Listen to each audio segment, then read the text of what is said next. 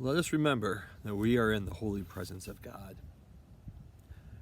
So there's this great scene in The Lord of the Rings in which Frodo and Gandalf are talking, and they're talking about the current circumstances and situations and everything that's going on. And Frodo says, "I wish it need not have happened to me during my lifetime." And Gandalf responds by saying, "So do I, and so do all who live to see such times. But that is not for them to decide.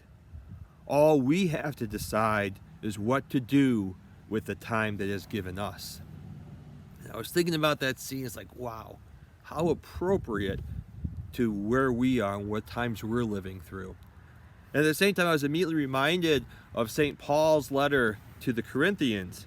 And he's talking about these difficulties, these struggles that he's going with. And he says 3 times he prayed that God would take this sacrifice away from him, to take this thorn out of his side.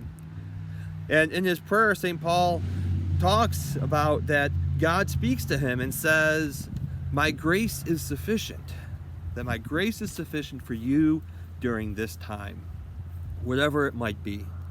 And I think that's something really important to remember, that during this time in which things are different, things are changing, that God's grace is always here. And the question is not how can we get out of this situation, but how are we going to use this situation? How are we going to use, what choices are we going to make a difference? So I'm going to give you guys 3 suggestions on how to address this, how to look at this, how are we going to use our time. Suggestion number 1 is make a schedule. It doesn't have to be super strict, but make a schedule, make a routine for yourself about when you're going to get up, when you're going to do schoolwork, when you're going to eat.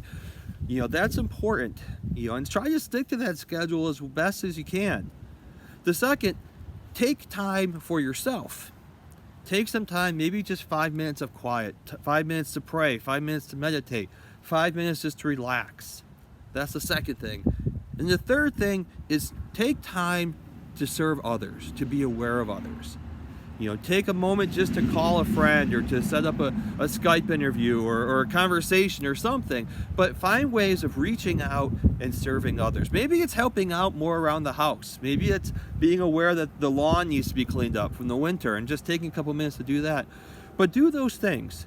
Come up with a routine for yourself. Come up with some time for yourself every day. And third, find some time to be present to others and to help others out.